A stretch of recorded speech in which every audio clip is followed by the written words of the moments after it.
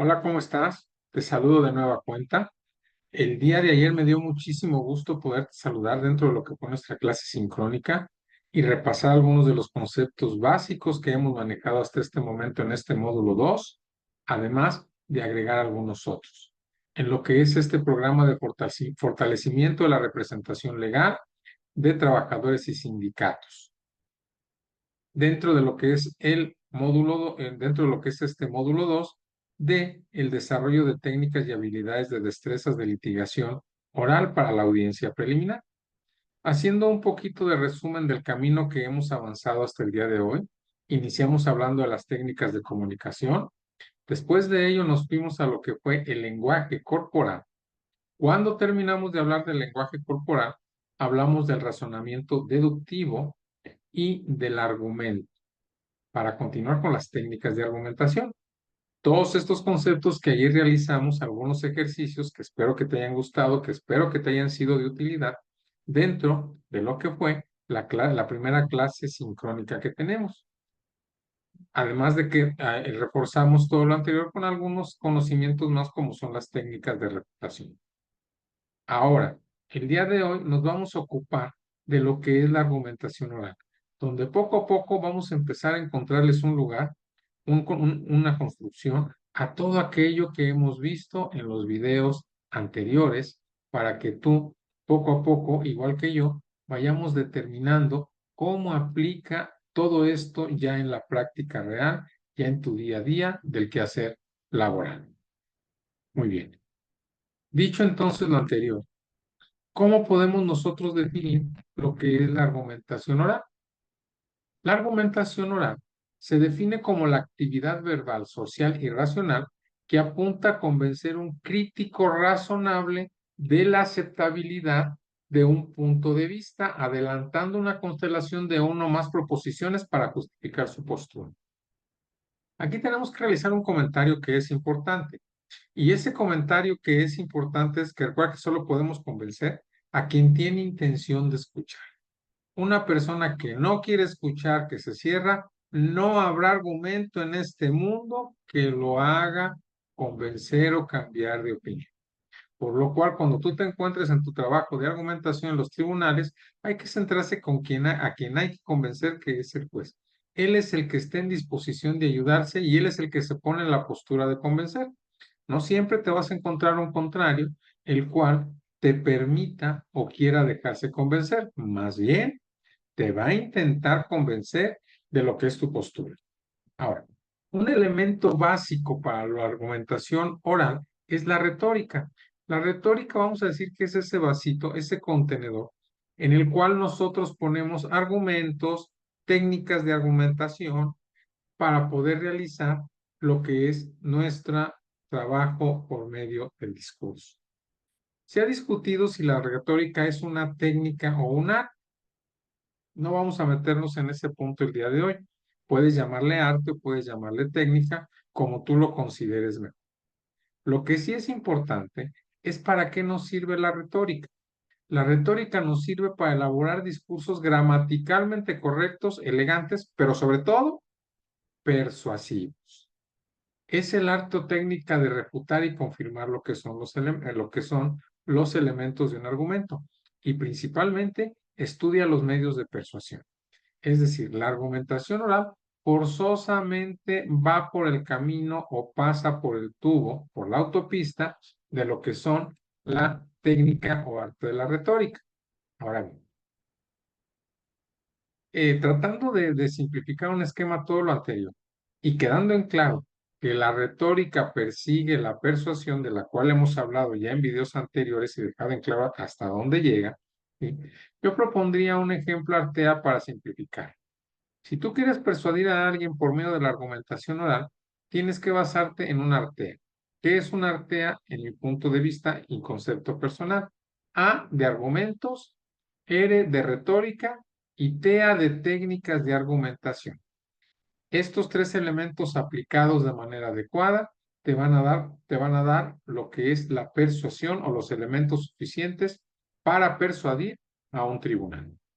Y es cuando tu petición se va a convertir en una resolución.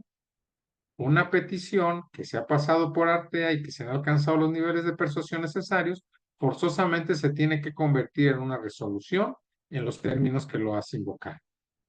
Ahora, el elemento básico donde nosotros aplicamos la retórica y juntamos todo lo que hemos hablado dentro de este módulo con antelación es el discurso. El discurso oral no es otra cosa que la serie de argumentos lógicos y persuasivos, estructurados bajo el razonamiento deductivo, bajo el silogismo deductivo, el razonamiento jurídico y persuasivos, con el fin de que con tu palabra oral puedas convencer al juzgador que te dé la razón del asunto, litigio o tema con el cual lo estás intentando. Para el discurso oral debemos de tomar en cuenta que existen tres elementos fundamentales. El orador, que es quien habla, el discurso, que es aquello de lo que se habla, y el auditorio, que es a quien se habla. En materia de litigación laboral, nuestro auditorio se llama juez. Es aquel al cual estamos hablando cuando vamos a realizar un discurso oral, que no forzosamente será en los alegatos de cierre. Puede ser en una vista, puede ser en el momento que quieres que no se admita una prueba o que se admita una prueba, puede ser en el momento de que te van a resolver un incidente. No está solo en lo que es el alegato de clausura. Bien, ahora, hay muchas estructuras del discurso y del discurso jurídico que es lo que nos interesa. ¿Qué es una estructura del discurso jurídico? El proceso o las etapas, las partes o los bloques ordenados en los cuales tienes que ir hablando de tu información. Es decir, cuando nosotros hablamos de una estructura, es la forma en la cual vas a hablar etapa por etapa de manera ordenada de la información y argumentación que sustenta la petición o la persuasión que tú quieres realizar al juzgador en materia jurídica. Es muy importante cuando hablamos de estructuras que recuerda que en cada estructura hay elementos sustanciales que se tienen que agotar ahí, como si fuera una audiencia con las etapas que se abren y se cierran. Y una vez que se cerró la etapa o que terminaste con ello, no se debe regresar a lo anterior. No se debe rebuscar y no se debe otra vez hablar de los datos o el elemento que ya hablaste. Dos de las primeras estructuras del discurso jurídico que tenemos son, primero, la clásica. La clásica se integra de lo que son cuatro elementos fundamentales: el exordium o entrada, narratio o exposición de hechos, argumentatio, argumentos o fundamentación, y peroratio, conclusión. Más adelante analizaremos el contenido de cada uno de estos elementos de la estructura del discurso jurídico de manera clásica, por ello en este momento nada más los voy a mencionar. Pero tenemos también lo que es la estructura del discurso jurídico deductiva. Una estructura del discurso jurídico de manera deductiva empieza con la petición o propuestas. Si tú en un principio, cuando estás iniciando un alegato o lo que es la vista de un incidente, le dices: Su señoría, el día de hoy esta parte le solicita declare procedente el incidente de falta de personalidad que se ha promovido en contra de los representantes del patrón. Iniciaste con una estructura deductiva. Le dijiste al tribunal desde el principio qué es aquello a lo cual quiere llegar, y entonces podrás agotar todas y cada una de las consideraciones. ¿Ah? Para terminar con lo que son las conclusiones. En este caso, la conclusión no es otra cosa que ratificar la petición o propuesta que hiciste, únicamente incluyendo la justificación. Sería como decir: es por todo lo anterior, su señoría, ya que el poder general para pleitos y cobranzas que se ha presentado por parte de el abogado del patrón no se encuentra inscrito en el registro público de la propiedad, es por lo cual debe de considerarse improcedente su personalidad y declarar nulo todo lo actual. Este podría ser un ejemplo para llevar a cabo lo que fue el cierre de lo que es una estructura del discurso jurídico, ¿sí? Evidentemente ahorita podemos estar de acuerdo en los datos de fondo o podemos no estar de acuerdo. Lo importante es centrarnos en lo que es la estructura del discurso. Dicho lo anterior, ahora te voy a poner un video de ejemplo. Vamos a utilizar para entender un poquito esto de las estructuras, varios videos de ejemplo. ¿Sí? Vamos con el primero. Te pido que lo veas de manera detenida, lo puedes repetir si tú quieres, y al terminar, pienses antes de avanzar a cuál de las dos estructuras anteriores pertenece. Permíteme un segundito en lo que dejo de compartir la presentación y me dirijo a lo que es la parte del video.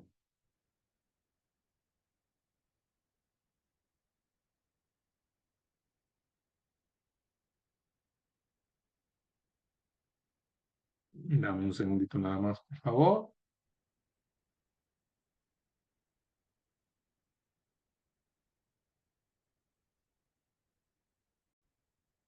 Listo. Olviden todo lo visto en televisión y en las películas. No habrá ningún testigo sorpresa de último momento. Nadie se pondrá a llorar en el estrado al hacer una confesión. Solo se les presentará una verdad simple. Andrew Beckett fue despedido. Oirán dos explicaciones del porqué de su despido, la nuestra y la de ellos. Dependerá de ustedes examinar cuidadosamente los hechos expuestos por ambas partes hasta que ustedes mismos determinen cuál versión es la más factible. Hay ciertos puntos que debo probarles. Punto número 1, Andrew Beckett es un abogado brillante, grandioso. Punto número 2, Andrew Beckett está afectado por una enfermedad que lo debilita y tomó la decisión comprensible y personal. La elección legal de reservarse para sí el conocimiento de su enfermedad. Punto número 3, sus empresarios descubrieron su enfermedad. Y señoras y señores, la enfermedad a que me refiero es SIDA. Punto número 4, los invadió el pánico. Ante esta verdad hicieron lo que la mayoría de nosotros haríamos con el SIDA, y que es tratar de colocarla y a quien la padezca tan lejos de nosotros como sea posible. El comportamiento de estas personas podrá parecerles razonable. Para mí lo es. Después de todo, el SIDA es una enfermedad mortal e incurable. Pero no importa cuál sea su juicio, ante el comportamiento falto de ética e inhumano de Charles Wheeler y sus socios, lo relevante del hecho es que cuando despidieron a Andrew Beckett por padecer de SIDA, ellos violaron la ley.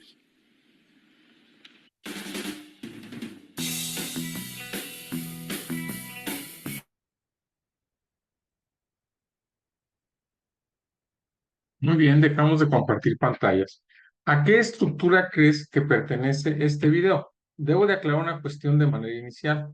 Nos queda claro a todos de que el alegato de apertura como el que se presenta en la película no existe dentro de nuestro sistema procesal laboral. Por ello, lo cual nos centramos en lo que es el discurso y no en lo que sea un alegato de apertura. Si te fijas, si compartes conmigo lo que es la opinión, te darás cuenta o compartirás conmigo que estamos hablando de que la estructura que se está presentando se trata de una estructura deductiva. ¿Por qué se trata de una estructura deductiva? Se trata de una estructura deductiva en razón de que en el mismo, si te fijas, empieza planteándose lo que es la situación básica. Fue despedido.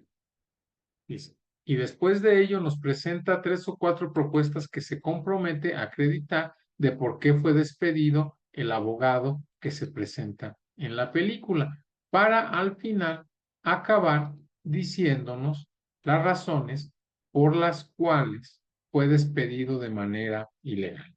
Podemos enfocarlo más que en una estructura deductiva, en una estructura, más que en una estructura clásica, perdón, en lo que es una estructura deductiva. Muy bien. Dicho lo anterior, entonces pasamos a lo que es el siguiente, a los dos siguientes tipos de discurso. Primero tenemos lo que es la estructura del discurso inductiva.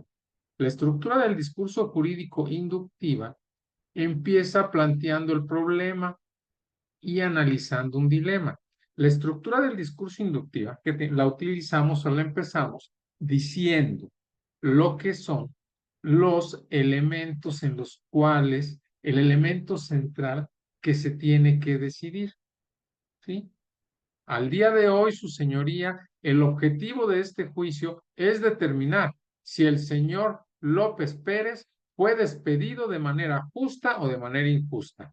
En este momento, su señoría, en este momento el motivo del incidente es determinar si se deben declarar nulas las actuaciones o se deben de declarar subsistentes. En ese momento nosotros planteamos lo que fue el dilema, las dos posturas que hay que no pueden contener, sino que, o que no pueden subsistir una con la otra, ¿sí? O condenas o absuelves, o admites o rechazas.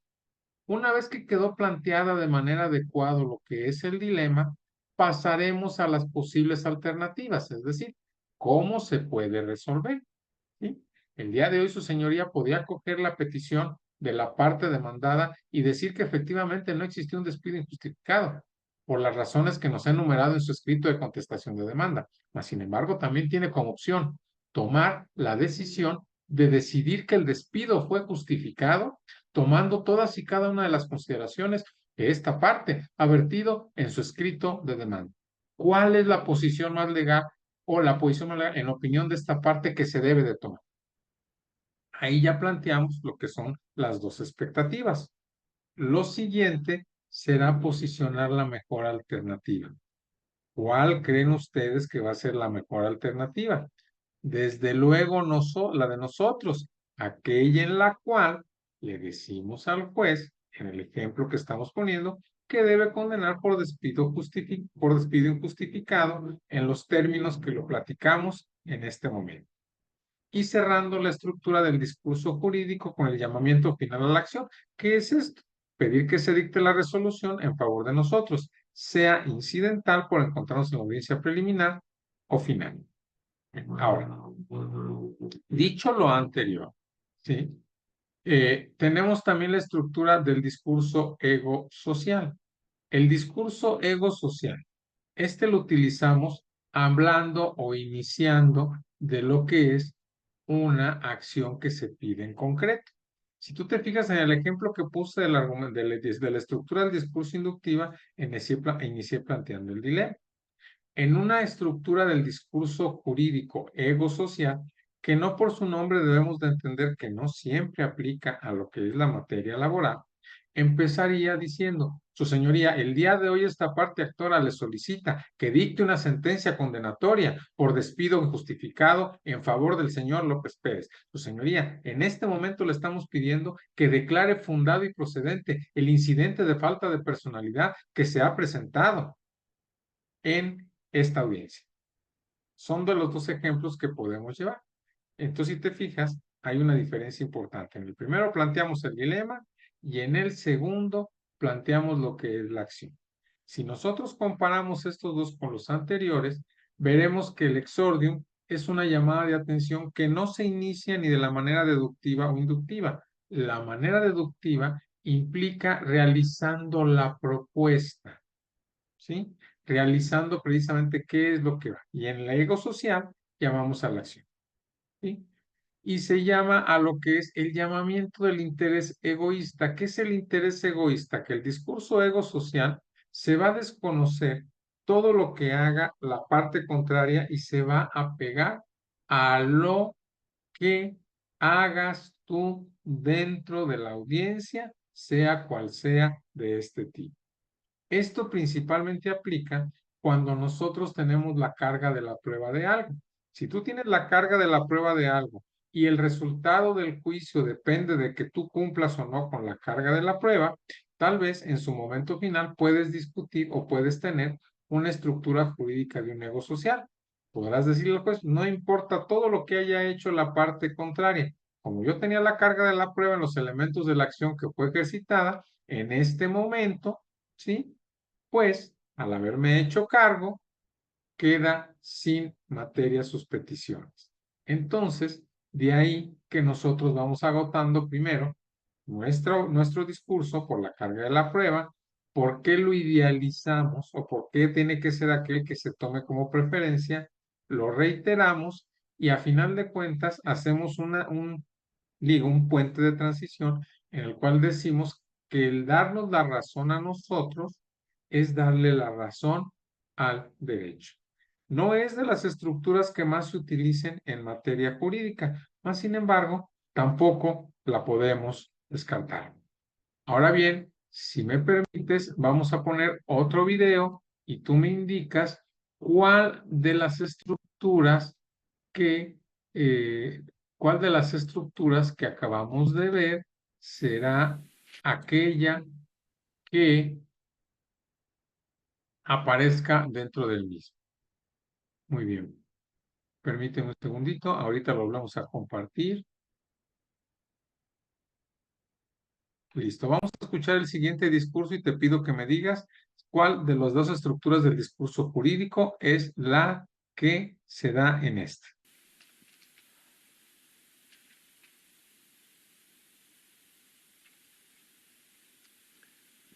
Bueno, hemos pasado aquí mucho tiempo, así que... Por favor, señor. Dinos lo que es correcto, dinos lo que es verdad. Y no hay justicia. Los ricos ganan, los pobres están indefensos.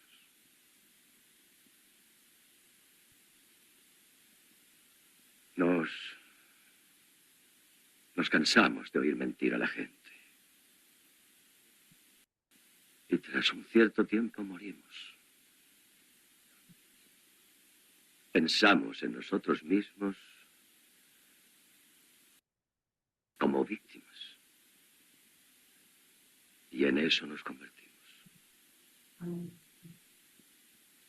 Nos hacemos débiles. Dudamos de nosotros, de nuestras creencias, de nuestras instituciones.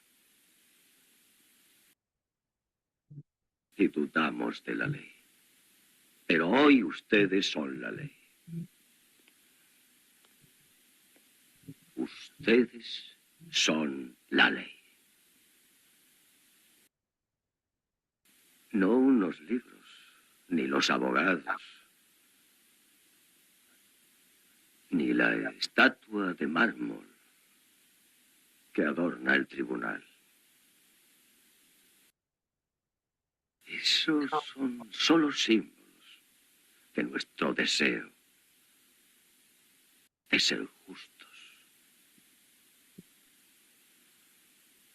Pero sí son, en efecto, una plegaria.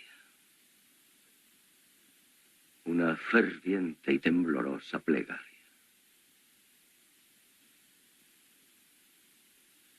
En mi religión se dice,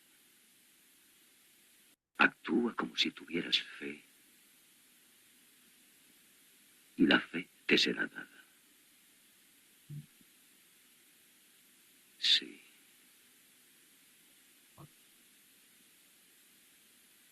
Si vamos a tener fe en la justicia, tan solo hemos de creer en nosotros mismos y actuar con justicia.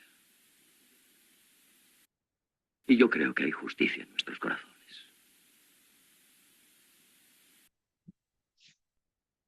Muy bien, dejo de compartir lo que es la pantalla. Este discurso, en mi opinión, a lo mejor tuya, se me hace muy interesante. Primero, consideramos, a reserva de lo que tú nos digas, que no se trata de una estructura ego-social, sino que aquí lo que estamos viendo es una estructura inductiva. Primero plantea un dilema, pero lo hace por medio de un silogismo en completo, cuando empieza a decirles que la justicia no existe. Fíjense, ahí ya planteé un dilema porque estamos dentro de lo que es una sala de justicia y sin decirlo porque no había necesidad. Plantea, Karen, no existe la justicia y entonces, ¿por qué estamos aquí? El dilema ha sido planteado. Esta técnica es muy interesante porque no dijo y no utilizó tiempo para decir lo que era evidente. Generó un conflicto. en la mente del auditorio. Aquí estamos hablando de que se trata de un jurado, pero repito, vamos a centrarnos en lo que es la estructura. Entonces sembró un conflicto en lo que fue la mente del jurado, decir, espera, pues ¿cómo que no hay justicia? Entonces, ¿para qué estamos aquí? Cuando dejó planteado de manera suficiente el dilema, que ya había quedado claro y que les había planteado la parte que ellos no habían pensado, entonces ahora les dice, pero ¿sabes qué? A final de cuentas tú tienes la solución. Es decir, empezó con la propuesta y les dijo por qué esa era la propuesta mejor, que se hicieran cargo de la justicia y que lo hicieran de manera real y dar los argumentos de una justicia viva, olvidándose de todo lo que es la cuestión protocolaria. Este ejercicio es interesante, ¿sí? Desde luego utilizamos lo que son videos de películas para tratar de ser un poquito impersonales y respetar lo que es la secrecía de algún abogado, de algún video que podríamos tener por ahí. Entonces, dicho lo que es lo anterior, estaríamos ante esta expresión de una manera inductiva. Y sabes, a veces lo que me sorprende, sobre todo de algo, no me sorprende, pero me agrada, es que luego, generalmente en muchas películas como la que estamos viendo, estudian a los abogados. No es que se les ocurre el día de ayer, "Bueno, vamos a hacer un argumento como lo hacen los abogados". No, hay un estudio serio de la película que ingresa como si fuera una realidad. Entonces, esto siempre es de alabarlo y de agradecerlo a las personas que hacen cine. Bien, vamos a seguir avanzando con lo que son las estructuras. Ya vimos el video de ejemplo. La siguiente estructura de discurso jurídico, las siguientes estructuras de discurso jurídico que te propongo son la estructura Monroe y la estructura combinada. La estructura Monroe siempre va a empezar con una llamada de atención, un captador de atención. Más adelante hablaremos de cuáles son aquellos elementos que nos sirven para captar la atención. Los vamos a analizar, pero por el momento es decirles cómo quieres que te escuchen, cómo llamas la atención. El discurso Monroe se parece en esta parte al exordium un poquito, porque lo primero es decir o anunciar al auditorio, ya llegué, ya estoy aquí y voy a empezar a hablar. Y se tiene que hacer con algo contundente que retire de la mente del auditorio, en este caso el juez, cualquier otra idea y se centre en escuchar. Una vez que ya hicimos esta situación, ¿sí? Se presenta lo que es la necesidad. ¿Qué se necesita hacer en ese momento? ¿Sí? Se habla desde el punto de vista protocolar. ¿Sí? Al día de hoy esta parte se pone ante la consideración de su señoría para efecto de que resuelva todos y cada uno de los elementos que se han vertido en este juicio, dictando una sentencia a nuestro favor. Al día de hoy, su señoría, esta parte se pone a su consideración el desestimar como improcedente el incidente de falta de personalidad promovido por la parte actora en razón de no tener elementos. Es un ejemplo de cómo lo empezaríamos. Fíjense, en el discurso Monroe, cuando presentamos la necesidad, le hablamos al juez de qué es lo que esperamos que haga. ¿Sí? Esperamos que usted haga esto, necesitamos que usted resuelva esto en nuestro favor. Después de ahí, pasaremos a lo que es cómo se puede satisfacer o por qué se tiene que satisfacer esta necesidad. ¿Sí? Y esto lo haremos con una visualización de los resultados. Visualización de los resultados es hablar de lo que esperamos que pase a futuro o de las consecuencias que se van a tener. Este tipo de discurso Monroe no se centra tanto, si se fijan, en los hechos. Es un discurso totalmente argumentativo que no tiene hechos ni demostración de evidencia. Tiene lo que es la necesidad de resolver un asunto y en el cual se marcan la visualización. Es cuando se marcan las consecuencias de lo que se va a resolver. Es decirle, pues, esto es lo que esperemos que pase, esto es lo que hay que hacer o por eso hay que hacer. ¿Saben? Llamamos visualización porque acuerden que en bloques anteriores hemos ya hablado de que lo importante es construir una imagen en lo que es el auditorio, pues porque pensamos o guardamos los datos en imágenes. Y por último, la acción de petición. ¿Por qué hacerlo? También luego se puede utilizar como un discurso motivacional, pero eso es otra historia. Ahora, podemos utilizar lo que nosotros también hablamos con una estructura combinada, ¿sí? Hacemos un exordium, Hacemos una narratio, como en el clásico, y luego en la argumentación o fundamentación metemos alguna de las estructuras que están. De hecho, esto, fíjense, no es hacer un Frankenstein. El hecho de combinar una estructura clásica con una deductiva, Monroe, inductiva implicativa, es una técnica avanzada muy efectiva, porque si tú te fijas, si tú ves un poquito las diapositivas anteriores, te percatarás de que las estructuras inductiva, deductiva y de Monroe son totalmente argumentativas. El discurso o la estructura clásica tiene una parte descriptiva y otra argumentativa. La parte descriptiva es cuando nosotros hablamos de los hechos y lo que aconteció. En esta parte nuestra narrativa puede ser un poquito más descriptiva. Hasta que nosotros entramos a los temas de por qué con esto probé aquello o por qué con aquello probé esto, empezamos a argumentar. Pero de manera inicial describimos lo que pasó. Y después de que quedamos descrito y que dimos la información necesaria, en síntesis, es al terminar el juicio, en el caso que nos ocupa, entonces empezamos a argumentar, por lo cual es fácilmente combinar la estructura clásica del discurso jurídico con cualquiera de lo que nosotros hemos hablado, y desde luego terminamos con la peroratio o conclusión. Bien, dicho lo anterior, quisiera ponerte un tercer video de ejemplo. En lo personal, es uno de los discursos que a mí me encanta escuchar en alguna de sus partes. Se considera por muchos lo que es el discurso. Dame un segundito, ahorita comparto la pantalla, nada, vamos a poner el video. Por muchos lo consideran uno de los mejores discursos de la historia. ¿Sí? Dame un segundito y en este momento empezamos a compartir este discurso. Seguramente tú lo has visto en alguna ocasión. Es el discurso más famoso de Martin Luther King. ¿Sale? Procedo a compartir. I have a dream that one day this nation will rise up and live out the true meaning of its creed. We hold these truths to be self-evident, that all men are created equal. I have a dream that one day on the red hills of Georgia, the sons of former slaves and the sons of former slave owners will be able to sit down together at the table of brotherhood. I have a dream that one day,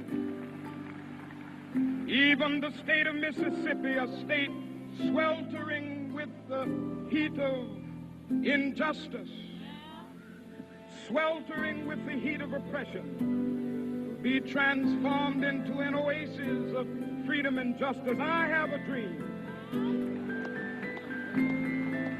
My 4 little children will one day live in a nation where they will not be judged by the color of their skin, but by the content of their character. I have a dream today. I have a dream that one day down in Alabama, with its vicious racists, with its governor having his lips dripping with the words of interposition and nullification.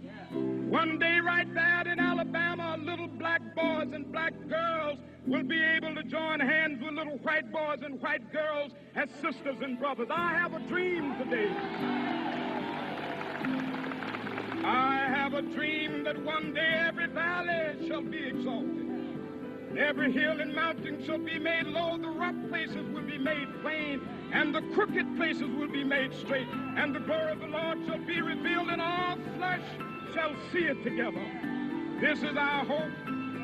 This is the faith that I go back to the South with. With this faith, we will be able to hew out of the mountain of despair a stone of hope. With this faith, we will be able to transform the jangling discords of our nation into a beautiful symphony of brotherhood. With this faith, we will be able to work together, to pray together, to struggle together, to go to jail together, to stand up for freedom together, knowing that we will be free one day. This will be the day. This will be the day when all of God's children will be able to sing with new meaning, my country, tears of thee. Sweet land of liberty, of thee I sing. Land where my fathers died, land of the pilgrim's cry. From every mountainside, let freedom ring. And if America is to be a great nation, this must become true. And so let freedom ring. From the prodigious hilltops of New Hampshire, let freedom ring. From the mighty mountains of New York, let freedom ring. From the heightening Alleghenies of Pennsylvania, let freedom ring. From the snow-capped Rockies of Colorado, let freedom ring. From the pervasive slopes of California. But not only that, let freedom ring from Stone Mountain of Georgia. Let freedom ring from Lookout Mountain of Tennessee. Let freedom ring from every hill and molehill of Mississippi, from every mountainside. Let freedom ring. And when this happens, when we allow freedom ring, when we let it ring from every village and every hamlet, from every state and every city, we will be able to speed up that day when all of God's children, black men and white men, Jews and Gentiles, Protestants and Catholics, will be able to join hands and sing in the words of the old Negro spiritual, free at last, free at last. Thank God Almighty, we are free at last.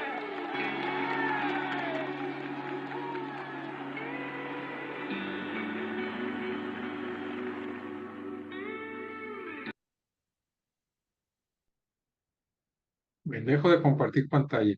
En lo personal, este discurso me encanta en relación a el excelente manejo que tiene Martin Luther King de lo que es la estructura de Sorites. ¿Qué fue lo que más se nos quedó grabado de este ejemplo de discurso? Se nos quedó grabado de lo que es el ejemplo de discurso la frase yo tengo un sueño, yo tengo un sueño. Y vean cómo la va manejando dentro de lo que son los distintos momentos. Primero, este discurso Martin Luther King, como te diste cuenta, está enfocado en la estructura Monroe. ¿Por qué está enfocado en la estructura Monroe? Empieza con el Sorites que luego utiliza diciendo yo tengo un sueño. Y en la primera parte del discurso nos habla de por qué tiene ese sueño, qué es lo que quiere que pase. Te presenta la necesidad, ¿sí? De que exista una igualdad entre hombres blancos y hombres de color. Y poco a poco la va combinando con la visualización, vamos a decir en este caso regional, donde te dice yo espero que en Alabama, yo espero que en Georgia, yo espero que en tal parte, y empieza a generar una visualización en lo que es el auditorio, porque te está hablando de hechos que no han acontecido, pero está poniendo ya una imagen en la mente de cada persona. Es excelente y cierra con la petición de al fin seremos libres, vamos a ser libres. Es una excelente pieza de discurso la que nos ofrece Martin Luther King y es un excelente ejemplo para la estructura Monroe que analizamos en este momento. En este momento también es importante platicar contigo o comentarte que en algunas partes de lo que es el curso, en este video y en los anteriores, me oyes referirme un poco a lo que es la audiencia, el alegato de cierre, que no es parte del tema de la audiencia preliminar. Eso nos queda claro. Quiero llamar tu atención y aclarar este punto por cualquier situación. La argumentación, las técnicas de argumentación, del lenguaje corporal, de comunicación, todo lo que hemos visto del discurso jurídico, las vas a ocupar básicamente en los momentos que tengas un incidente, que tengas la petición de sentencia o en el momento que tengas que contestar una vista. Esto quiere decir que no solo se utilizan las técnicas que estamos viendo ahorita dentro de lo que es la audiencia preliminar.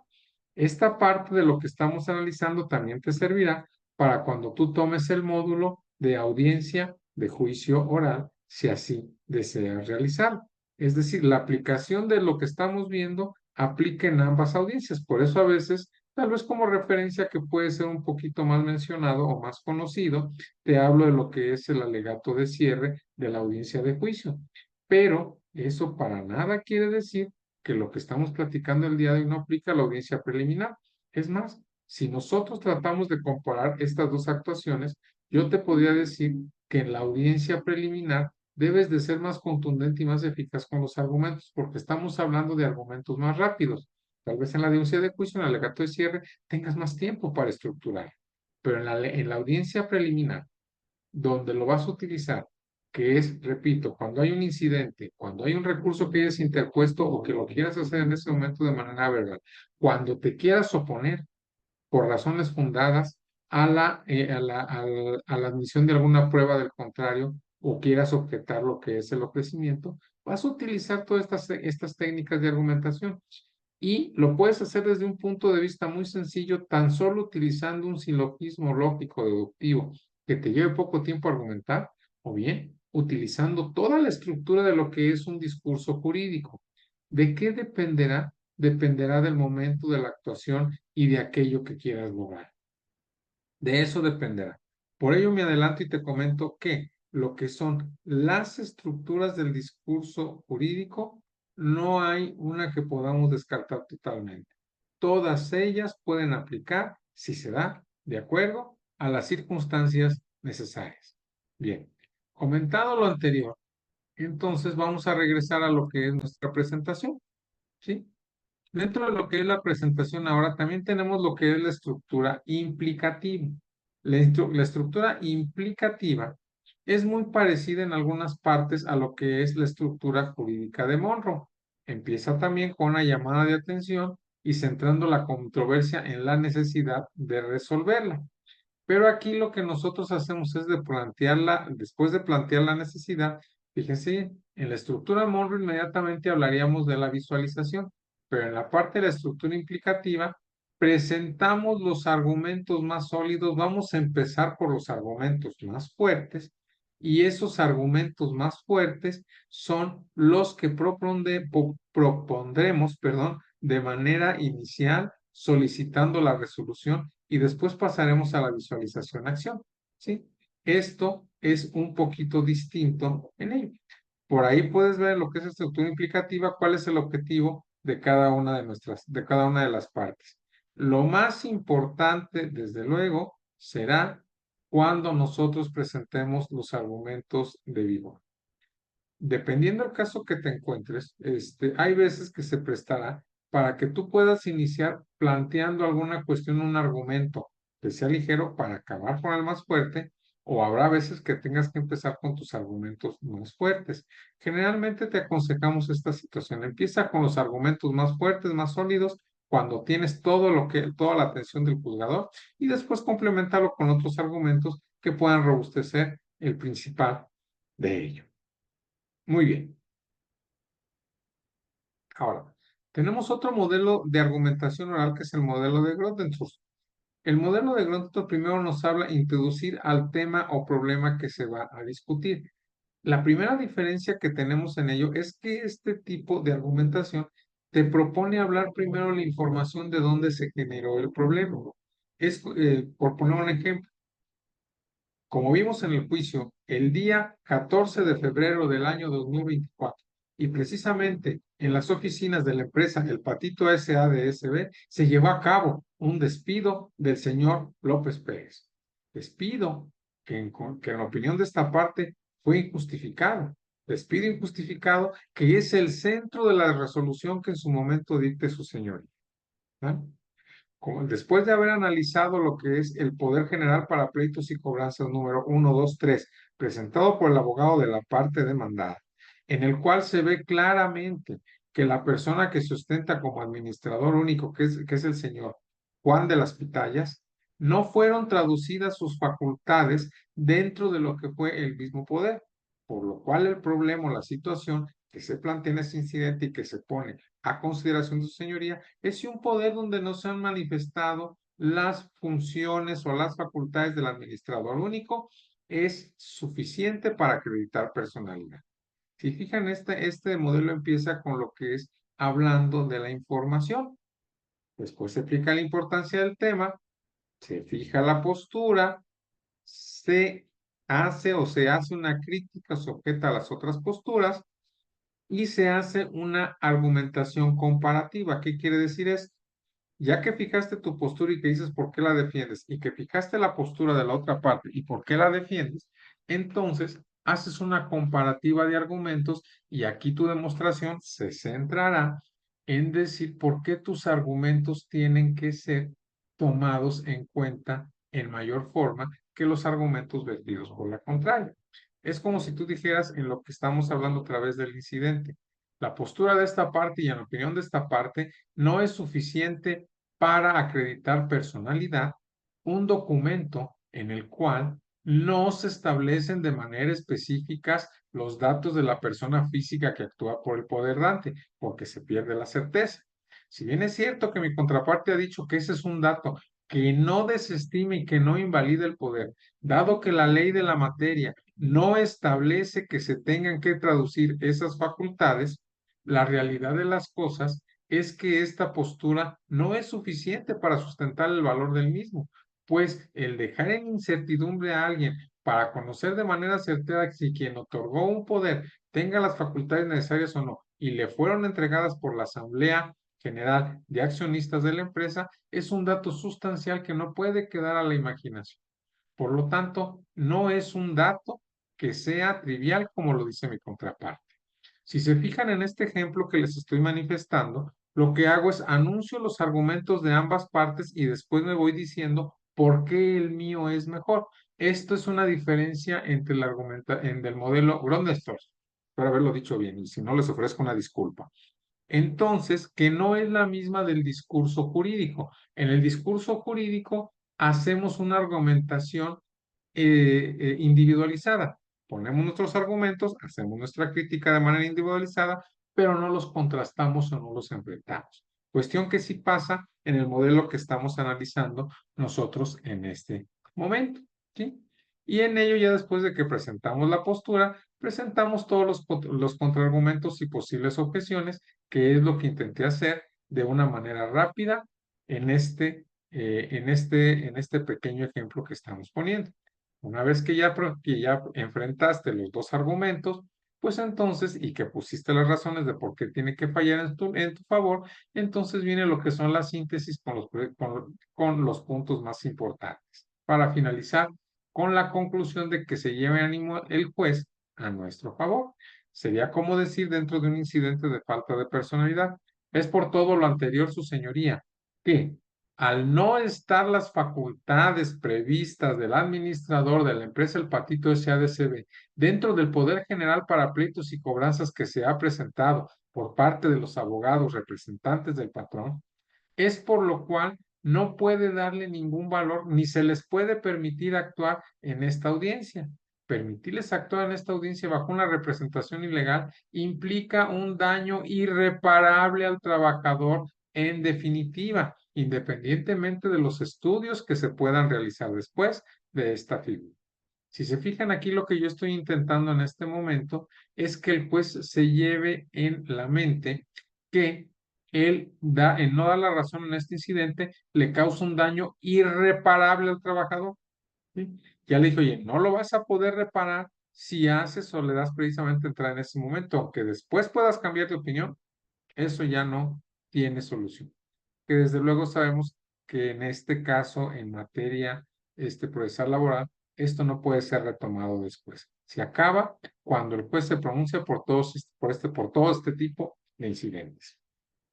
Muy bien. Ahora, cuando nosotros hablamos de lo que es un modelo retórico de argumentación, ¿sí? Que es el modelo que tal vez te podemos sugerir más para lo que son discursos o intervenciones largas, ¿sí? Para intervenciones cortas que tengas en la audiencia preliminar, yo te sugiero que te vayas por la estructura deductiva o que te vayas por la estructura inductiva de manera general. Si en algunos casos se te presenta oportunidad de hacerlo por la estructura Monroe, pues puedes hacerlo también. Pero yo creo que en lo que es la parte de la mayoría de los debates o la mayoría de las cuestiones que vas a tener que intervenir en tu audiencia preliminar, te vayas por lo que es la estructura deductiva o inductiva. Cuando hablamos ya de lo que es discursos con más tiempo y de situaciones de mayor gravedad que también se pudieran presentar en la audiencia preliminar en ello, entonces te sugerimos este modelo de argumentación retórica oral. Iniciar, que es una combinación, como ya lo vimos un poquito, de lo que es el discurso clásico, la estructura clásica del discurso jurídico, perdón, y algunas otras de ellas. Lo vamos a ir viendo cómo avancemos. Primero, utiliza un exordio. El exordio se utiliza para llamar la atención, como ya lo dijimos, ¿sí? Puedes utilizarlo en cualquiera de lo que son las figuras que se encuentran dentro de la diapositiva, ¿sí? Si no, incluso no quiere decir que una excluya a la otra. Si tú dices, su señoría, el día de hoy, esta parte actora le dejó totalmente acreditado que el señor Juan López fue despedido de manera injustificada, sin que esto haya podido ser desvirtuado por la contraria, es por lo cual se le pide que dicte una sentencia condenatoria en los términos de los argumentos que a continuación le haré saber o de mí escuchará. Si se fijan, abordé lo que fueron los primeros 4 puntos, ¿sí? Hice un exordio en el cual reafirmé que habíamos probado el caso, que habíamos probado la teoría del caso, que mi hipótesis precisamente había sido acreditada, que la de parte demandada no hizo su labor y que era lo que estábamos esperando. Y lo agoté en un término de menos de 20 segundos. No siempre tienes que hacerlo de esta manera y no siempre tienes que abarcarlo todo, ¿sí? Su señoría, el día de hoy quedó acreditado que el incidente de falta de personalidad es procedente por falta de poderes. ¿Sale? Entonces, de ahí utilicé únicamente lo que fue la fracción primera. La última, en lo que se refiere al de todo, que es utilizar las figuras retóricas, lo han de haber escuchado por ahí que algunos, sobre todo estudiantes que realizan prácticas en materias de litigación oral, se han referido a qué tema le vamos a poner al alegato. Y el tema es la utilización de una figura retórica donde tú agarras una frase con 3 o 4 palabras que cause el impacto suficiente para llamar la atención del juzgador y conectar. El tema es una técnica muy interesante, pero también tiene que ser de mucho cuidado, porque el tema debe causar el impacto necesario, ¿sí? No es conveniente a veces utilizar lo que son frases que hayan dicho las partes, a menos que sean muy conducentes. No es conveniente usar dichos populares, porque no siempre los dichos populares ayudan o encajan directamente con tu caso y puede ser que si utilizas un tema y luego ese tema no quedó bien estructurado de que no te lo pueden voltear, va a llegar tu contrario y entonces lo va a utilizar en tu contra y la ventaja comunicativa que tú esperabas obtener, pues se va a voltear totalmente en lo que es tu contra.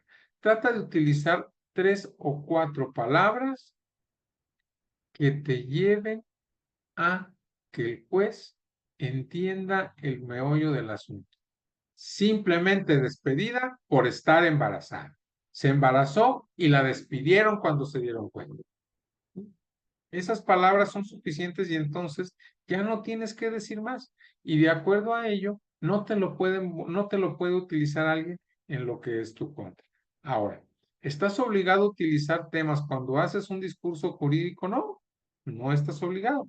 Simple y sencillamente es una herramienta más que tú debes decidir si te fortalece utilizarla cuando hagas alguna argumentación ante un tribunal o simple y sencillamente no es algo que te ayude. Esa es una decisión personal.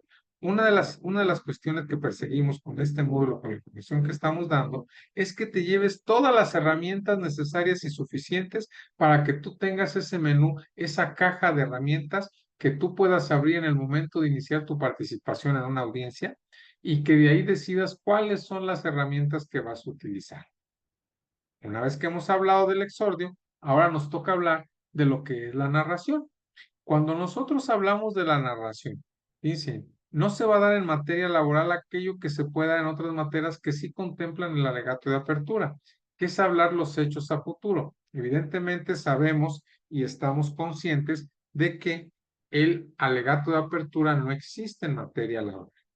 Por lo tanto, cuando tú hagas narraciones en esta necesidad, siempre vas a hablar hacia el pasado. Es decir, se acreditó, se probó, se dio, se aconteció, pasó. Siempre tendrás que usar un lenguaje al pasado y un lenguaje descriptivo. Lo más importante cuando vamos a narrar es no contar la historia otra vez. El juez ya la vio pasar, entonces no le vas a contar todo lo que pasó otra vez de un primer momento al final. Lo que le interesa al juez es que tú le digas cuáles son las premisas fácticas o premisas de hecho que tú acreditaste. Acreditamos que este hecho 1 pasó por estas razones y acreditamos el hecho 2 de esta manera por estas razones, pero solo las premisas fácticas. Las premisas fácticas se deben de basar en hechos relevantes. No todo lo que pasó en juicio, no todo lo que se puso en la demanda, no todo lo que se dijo de manera inicial en el incidente tiene que pasar al final. Solo aquello que sea relevante, ¿sí? Las premisas fácticas son de hechos y las premisas jurídicas son de norma. Entonces la narración se aplicará primero a lo que es las premisas fácticas, las premisas de hecho. ¿Ah? Muy bien. Una vez que pasamos lo anterior, sí, ahora, cuando tú vas a iniciar, esto es muy importante, antes de avanzar en lo que es la narrativa, el exordio, al principio en el exordio, al principio de lo que es tu discurso, sea cual sea la estructura que utilices, puedes utilizar alguno de estos captadores de atención si crees que convenga. A veces una cita de un autor es un captador de atención, sobre todo si se trata de algún autor conocido, ¿tá? Si tú empiezas diciendo, Miguel Carbonell ha sostenido, bueno, ¿tá? Hay que tener cuidado también porque luego recuerda que lo que se dijo en otro contexto no forzosamente aplica a tu caso. Tiene que ser algo que aplique muy bien. Si no, simple y sencillamente consideras un elemento adverso. ¿Sí? Realizar a veces una afirmación sorprendente, que este es un recurso lingüístico, un recurso retórico. ¿Tal? Hablar precisamente de algo que tiene nexo con el caso, pero que llama la atención de las personas. ¿Sí? Puedes empezar haciendo alguna pregunta de implicación, algo que que inmediatamente ingrese al juez a la reflexión de tu asunto. Recuerda que cuando nosotros argumentamos, no pretendemos siempre darle todos los elementos al juez de manera detallada y con puntas y señales. Lo que pretendemos es que el juez empiece a desarrollar una actividad mental en la cual lleguemos al momento de no solo convencerlo, sino de que quede persuadido que nos va a dar razón en ello. Las preguntas de implicación o de reflexión sirven de manera importante para lo que es este tema. Ahora, también puedes empezar, como ya lo vimos en el ejemplo, adelantando tu conclusión, diciendo qué es lo que esperas. En el ejemplo empezamos diciendo que habíamos probado la teoría del caso, que la otra parte no lo había hecho y que esperamos que se dictara una sentencia condenatoria. O bien, hablando de un accidente o relato, alguna situación que sin ser del caso de manera natural o lo más importante del caso, tenga relación con lo que se expone. Aquí te comparto lo que son dos ejemplos que podrían llamarse como captador de atención. El primero es una pregunta implicativa en el cual la pregunta es muy sencilla. ¿Qué empleador despide a su trabajador y le sigue pagando la nómina y seguro social? ¿Sí? Esa es una pregunta implicativa. Si tú la quieres contestar, la respuesta está allá abajo. Bien.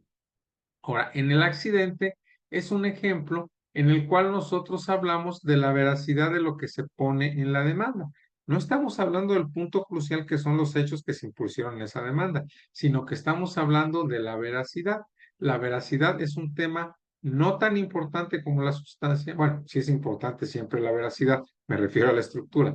No se centra la discusión sobre la veracidad, se centra sobre lo que son otros elementos. Pero puedes tú hablar con ellos para ir precisamente haciendo que la opinión del juzgador desde el inicio llegue a lo que es tu lado. Muy bien. Ahora, siguiendo con lo que es el modelo retórico, aplicado a la argumentación oral y que lo puedes aplicar al alegato de cierre, pero como repetimos, no forzosamente, tenemos la demostración.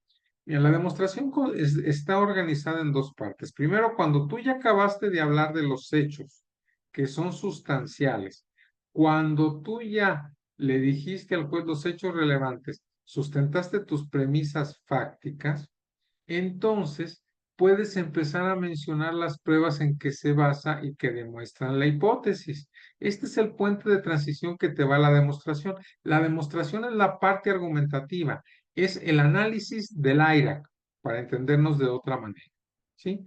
Hay muchas formas de hablar de las pruebas en relación a los argumentos. Tú puedes tomar tu premisa fáctica, hablas de tu hecho y hablas de lo que es la prueba con lo cual se acreditó, que es una estructura clásica y que se maneja de manera muy consistente, por lo cual los tribunales están familiarizados con ella.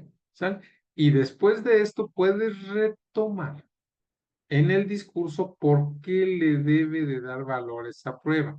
Recuerda que siempre en materia laboral, aunque estamos a un sistema de taxación de valoración libre, tienes que hablar de la valoración. Esa es la parte que cierra la parte fáctica con la de las pruebas.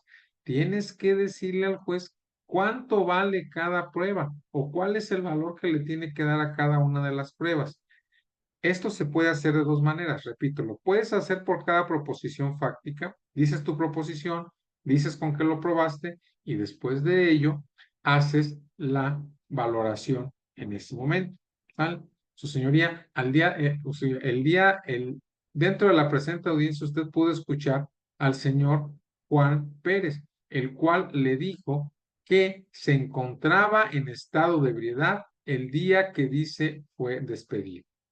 Con ello, con esta simple respuesta, quedó acreditado el hecho, propuesta fáctica de que el señor Juan Pérez no estaba consciente de lo que pasaba el día 14 de febrero. Ahora, esta es una prueba que usted le debe dar un valor irrefutable, un valor total en razón de que es el mismo trabajador actor en el cual lo está confesando en este tribunal, en sus 5 sentidos, sin que exista motivo de amenaza o miedo por parte de él. Se le preguntó y dijo que él viene a declarar libremente y que nadie le ha dicho que declara. En este ejemplo que te estoy poniendo, estoy tocando todo el tema en una sola ocasión. Te estoy diciendo qué consistió la prueba, aquella información que estamos utilizando. Estoy precisamente hablando de cuál fue la propuesta fáctica que nosotros cumplimos. Y por último, por qué se debe valorar de manera importante en lo que es el juicio. Una vez que ya nosotros hablamos de promesa fáctica, prueba y valor, ahora sí vamos a entrar a lo que es la parte de la demostración argumentativa. En cómo todas esas premisas fácticas que ya se volvieron fiables, que ya se volvieron confiables por haber quedado acreditadas, entonces las pasamos ahora sí, a la relación con la norma jurídica.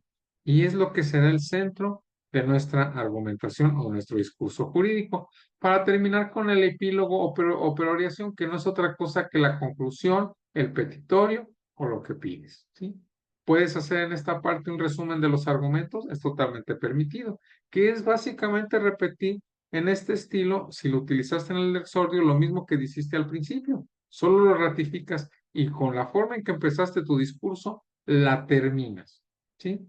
Puedes utilizar, si quieres tú humanizar, amplificar un poco los hechos, que es decir, hacerlos, utilizar palabras en la cual suene más contundente el hecho pasado.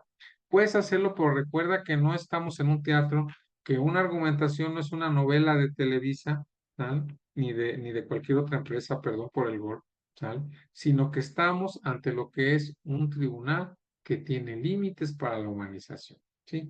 Eso sí, nunca utilices falacias ad misericordia y ad populo. Ejemplo, su señoría debe de fallar en favor del trabajador porque si no, él se va a quedar sin sustento, sin alimento. Su señoría, el trabajador no tiene otra opción para mantenerse que usted le conceda la razón. Esa es una falacia ad misericordia. Su señoría debe de tomar en cuenta que en todos los casos que han traído este tribunal de esta empresa, usted ha fallado a favor del trabajador, por lo cual no puede hacerlo en este momento en contra. Falacia ad populum. Esto no lo podemos hacer dentro de lo que es el tribunal. Utiliza preguntas retóricas, desde luego lo puede hacer en la demostración y también en el cierre. Recuerda que es un proyecto de sentencia. En esta parte tú le tienes que decir si es una sentencia definitiva o interlocutoria, ¿qué es lo que esperas que diga el juez? Pues si estamos en la situación de las pruebas, ¿qué es lo que esperas, sale, que se determine? Nunca usar agresión verbal. La agresión verbal, acuérdate, es cuando te empiezas a referir a las personas por sus cualidades, por sus habilidades, ni así el patrón sea de lo peor, el peor patrón del mundo, lo tienes que agredir en el juicio, porque el que se ve mal eres tú, ¿sí? El juez pensará todo aquello que tú le puedas decir si le das los hechos correctos. Y no necesitarás decirle que el patrón es de lo peor. Él se va a dar cuenta, si fuera el caso, en ese sentido. Juega. Y bien, no usar terrorismo verbal. ¿Qué es el terrorismo verbal? Usar amenazas, usar argumentos de miedo, sofismas ad metum, en el cual que intentes ganar o sostener una postura de acuerdo a lo que es el miedo. No utilizar ni agresión ad hominem, al hombre, ni terrorismo verbal, ad metum, amenazas o cualquier otra forma en la cual se. Bien, ahora, cuando nosotros hablamos de las conclusiones, recuerda que aquí es la parte donde debes de ser más fuertes con la persuasión. Ya le diste la información al juez, hablaste de la narración de los hechos si fuera el caso, ¿sí? Recordemos que cuando nosotros hablamos de un recurso, en el recurso no tenemos parte de propuesta fáctica, lo que tenemos es una actividad totalmente argumentativa, por lo cual un recurso no lo puedes construir bajo lo que es una estructura de discurso clásico. Tú tendrás que construir la estructura argumentativa de algún recurso o medio de defensa por medio de una estructura deductiva o inductiva. Desde luego que para un recurso te sugiero que salvo alguna razón que definitivamente sea muy justificable, utilices la estructura deductiva. ¿Sí? El AIRAC, el silogismo retórico, el discurso deductivo están hechos para utilizarse cuando el debate es de derecho y ya no tenemos debates de hecho. Ahora, aparte de todo lo anterior, ¿qué otras cosas puedes utilizar? Bueno, perdón, te decía, ya tiene la información porque se la diste de los hechos, ya le presentaste tus premisas normativas con las cuales le dices que el derecho puede ser aplicado a tu razón. Tal vez ya hasta convenciste al juez. ¿Qué te falta? Persuadir.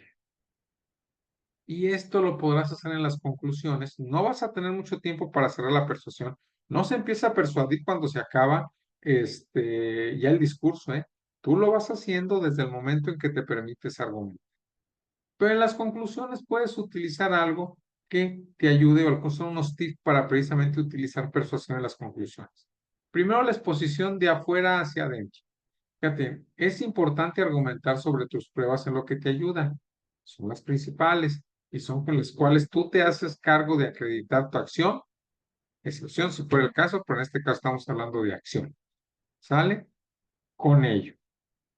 Pero a veces las pruebas del rival hacen que tenga un valor más fuerte. Por ello, si hay alguna prueba, algún dicho, algo que haya dicho tu adversario en el juicio que te ayude a tu causa, no dejes perder esta oportunidad.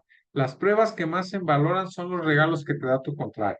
Aquellos mensajes que llegan precisamente de lo que es el contrario. ¿Sí? Aquello que digan su señoría, la prueba confesional no aportó ningún elemento.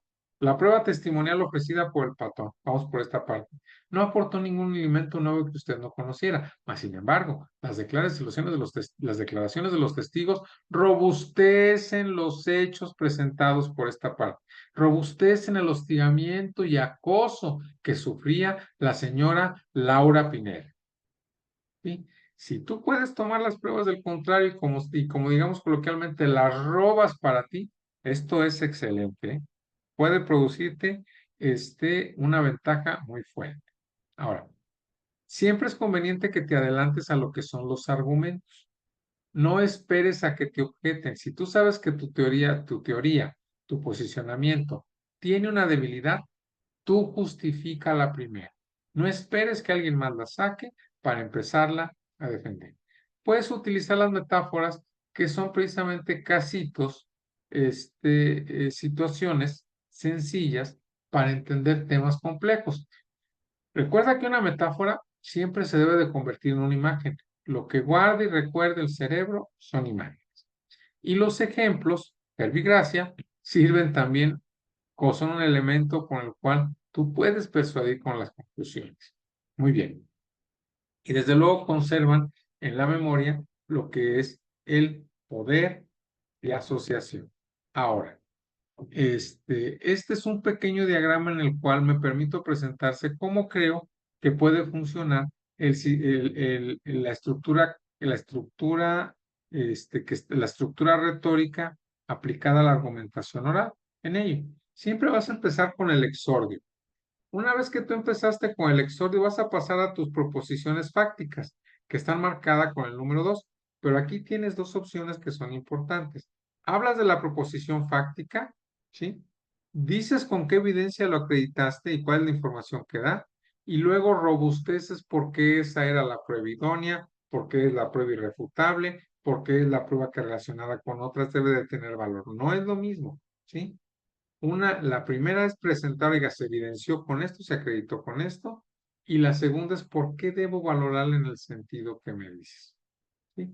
Una vez que tienes tú esto, lo vamos a meter a un mismo espacio, a una misma licuadora, si tú quieres, en el cual la propuesta fáctica ya fiable y confiable por todo lo que dijiste tú en las pruebas, lo vas a meter a la misma licuadora que las proposiciones jurídicas, que en su caso tendrás que dedicarle algún momento si hay alguna que tenga que interpretarse en el sentido de alguna jurisprudencia mencionada. Y cuando ya tienes promesas fácticas, proposiciones fácticas con proposiciones jurídicas, pasas a la demostración. Es decir, aquí en este punto número 7 es donde tú aplicas aplicas lo que es el razonamiento deductivo o el silogismo jurídico a todo lo que da. Aquí es donde tú lo aplicas de manera total. Una vez que ya hiciste tus silogismos, tus razonamientos jurídicos o aplicaste cualquier otro sistema, cualquier estructura, que ya quedó claro las conclusiones que partieron de ambos, simple y sencillamente haces una crítica a la postura de tu contraparte y te vas a las conclusiones o al cierre. Muy bien. Espero que este video te haya apoyado, te sirva y te ayude para lo que es ir mejorando poco a poco lo que es tu práctica. Ya vamos a entrar en lo que es la parte final de lo que es este módulo. Nos resta un video más adicionalmente a lo que es la clase asincrónica, que me va a dar mucho gusto verte en ella.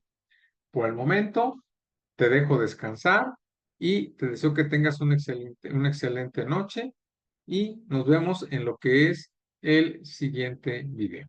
Buenas noches. Bueno, buenas noches en Celaya, que te la pases bien, sea la hora que estás viendo el video.